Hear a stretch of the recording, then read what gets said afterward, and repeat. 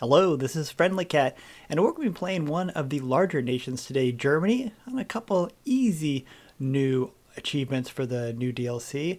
But in this run, we're going to do both Naval Arms Race and Woman in a High Castle, and of course, Weltpolitik in the same run. So all three of the new achievements in one run. Let's start off with Rally the Wehrmacht, and that will kick off or start that nice civil war. Research and production really isn't that necessary to worry about, but we will be taking, at the loyalty of the Kriegsmarine, we will be taking I think it's the top option there, and that will start a timer where we have to capitulate the United States before we get the admiral. Just before the Civil War, let's go ahead and delete our army, but also start recruiting new troops. About 10 days before the Civil War is a good time to start. We are absolutely going to be working on collaboration governments for the United States. Stay on your collaborations with the U.S. this entire run. That is a high priority. And as we actually start the Civil War, we're going to actually do this relatively easy. Definitely, again, pick up that political advisor, I think, Carbaros, so that we can have more operatives. And then as we drop in our newly trained divisions, we just attack and focus certain points. When we get this event, we'll definitely take the bottom option because we need non-aligned support. And as we head north and just as we clear a spot, go ahead and start to convert a few of your infantry divisions into cavalry so that they can roam around and run around behind enemy lines. Of course, the best way to make sure you can roam around behind enemy lines is to pin each of the divisions facing you so that none of those divisions can pull back or retreat or interact with your movement. And it won't take too long before you've got an outcome that looks something like this. Berlin is in circle. Munich is about to be taken. So we're just about done relatively quickly. And with that, we have now completed the Civil War. In this run, it took 22 days.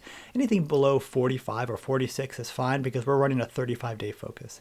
Now, when we get to this part, Nazi leadership, yeah, we'll do the top option to take care of them permanently because we do really need to monitor that non-aligned support. So let's run anti-communist raids.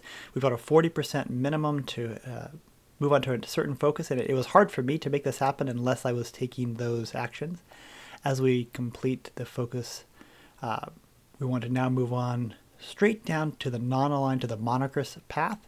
Any 35-day focus works as your first focus during the Civil War, but after that you definitely want to beeline down. You're on a timer. The admiral is coming. The admiral is coming. So we have to take care of the United States before the admiral comes. We want to do both achievements in the same run. And here we are just moving our way down. Let's make sure we delete all of our troops before we get this event so that the Netherlands deny. And so we can pick up Wilhelm the Third, the son, and we'll take Realpolitik because we were needed anyway for additional operatives, but also faster justifications. And then we head down that far, I guess, left side. Now, this is going to be our assault division, looks like. Since Germany has so much industry, we're going to be making 27 with motorized with light tanks in the front. They're not as fast as a real motorized, but they're still pretty effective. Now, as we move to carve up the Congo, we could get lucky. And we'll, of course, need tanks with those motorized divisions. Anyway, about to carve up the Congo. If we get lucky, Belgium will say no, and then we get a war growth on Belgium, which is guaranteed by France, but we didn't. I'm actually okay with this because I'd rather show a bad run or bad outcome and how we can still meet the achievement. But if we had, we would have declared on Belgium. France would have guaranteed. So let's start improving relations with the UK, and that includes getting a non-aggression pact in my case, just to help boost it a little bit more. We need to be more than 50. This is the only real RNG part. As long as you have more than 50 political relations with the UK, they are most likely to do this event, which allows us to then move on to Vic. If UK says no right here, you cannot cannot easily complete the Woman in the High Castle. But in this case, we will continue on and then take these three decisions, or 100, 150, and then another 150. So that's why we've been saving our political power. And then when we get this pop up, take the top option and then wait a little bit of time, or wait a short amount of time, and then we'll get this option, or this event where the Hindenburg is aflame in London. And that gives us Victoria, and that gives us a woman in charge, I guess, a woman in charge of the country, which means once we annex the United States, or technically control the United States, Hawaii, and Alaska, we have a completed woman in a high castle. And we're going to get there with the Expand Pacific Holdings focus, which gives us war goals on Netherlands and France, among other places. So let's go to war with the Netherlands. And actually, technically, war goals against the Dutch East Indies, but it's the Netherlands for our purposes. So let's rip right through the Netherlands. We're Germany.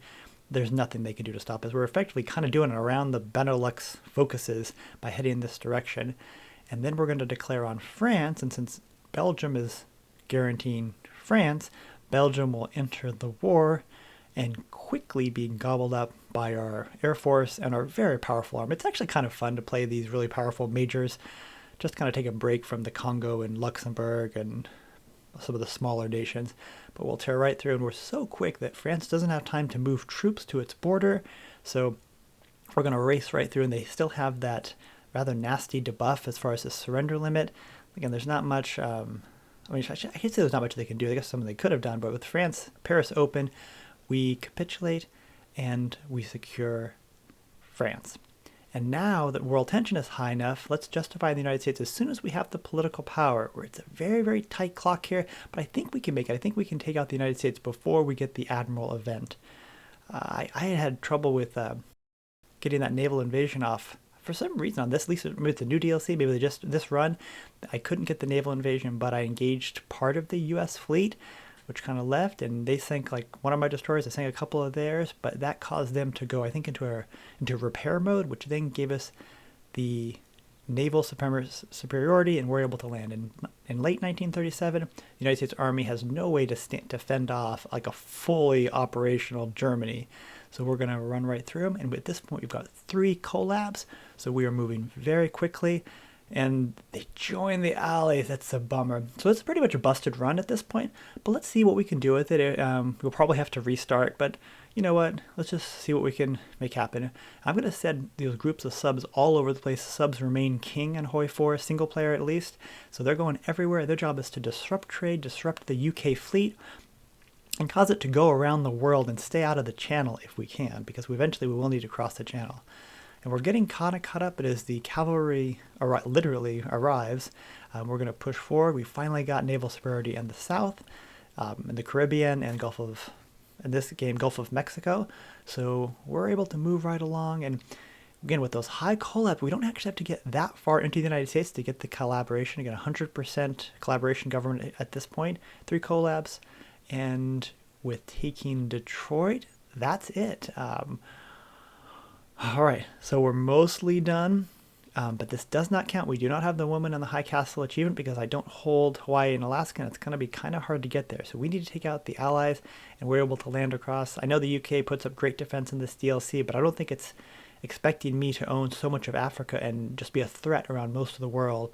So we move through mostly kind of under-equipped divisions, but they're still able to push through. And one of the differences that Germany has compared to many of the minors when I run is look at this Air Force. I mean, we have green air everywhere, so we can make the landing happen, and we can definitely take out the Allies.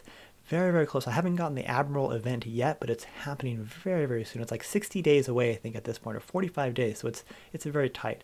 But with the UK now capitulated, with the woman in charge, that matters so much, not the Admiral in charge, we now annex the United States and have completed the woman in a high castle. So we're going to now release the UK back again. That way when we get the Admiral event, which it happens right here, we need to take the bottom option, and the state will regret breaking their promises. And by clicking that option, it changes our leader from Victoria, from the woman, to Eric Rader. And now let's go back to the UK. They actually did a great job defending the ports here, considering I just had capitulated them and emptied their land of everything. But they don't have a fleet because we took it, and so we will move through them. And it's not that much harder. I could say it's easier, but it's certainly no harder than taking them the first time. And now we've completed the naval arms race, which is capitulating the UK with the Admiral in charge.